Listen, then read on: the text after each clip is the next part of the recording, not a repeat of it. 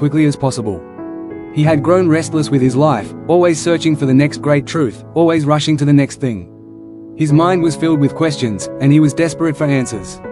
Upon meeting Master Nanda, Arjun bowed deeply and said, "Master, I have traveled far to seek your wisdom. Please, teach me the quickest path to enlightenment. I am eager to learn, and I will do anything to understand the truth." Master Nanda smiled kindly, but he said nothing.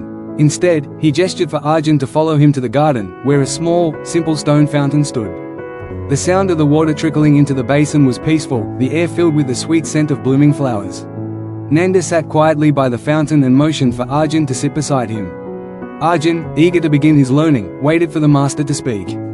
Minutes passed, then hours, yet Master Nanda said nothing. Arjun, growing restless, shifted on the stone bench. He fidgeted and glanced at the fountain, at the birds, at the sky.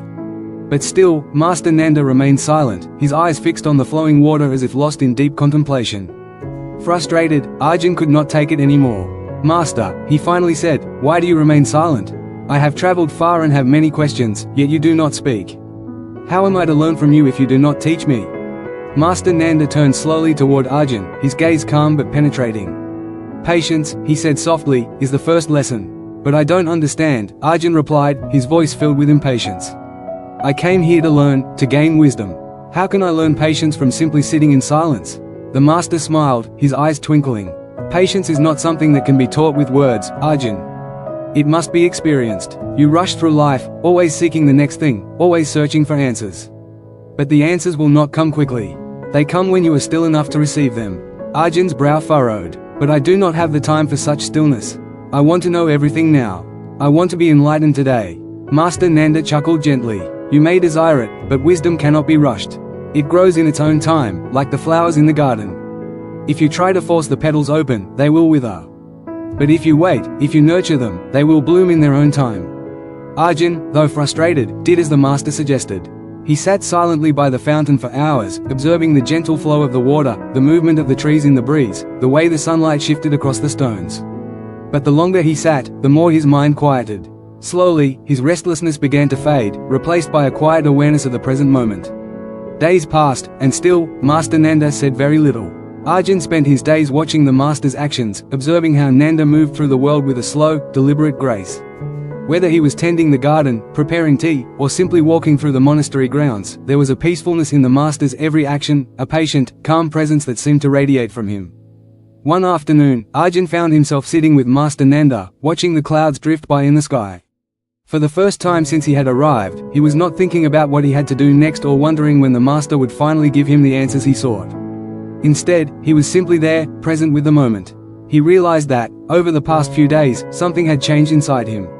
The anxiety, the rushing, the constant seeking, they had all quieted down. With a deep breath, Arjun turned to Master Nanda.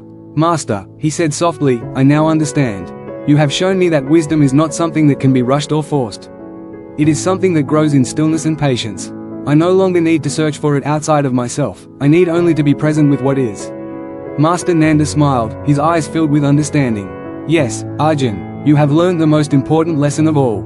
Wisdom, like patience, is found not in the mind's frantic search, but in the quiet moments of stillness, in the simple act of being present. You must trust that, in time, all that you seek will reveal itself." Arjun sat in silence, feeling a deep sense of peace settle in his heart. He understood now that true wisdom came not from the pursuit of answers, but from the quiet acceptance of each moment as it unfolded. From that day forward, Arjun lived with greater patience, knowing that every moment was an opportunity to learn. He no longer rushed through life, but instead embraced it fully, trusting that the answers would come when the time was right. Moral: the silent teacher teaches us that wisdom and patience cannot be hurried. Through stillness and quiet observation, we learn to be present with life as it is, without the need for constant searching or striving.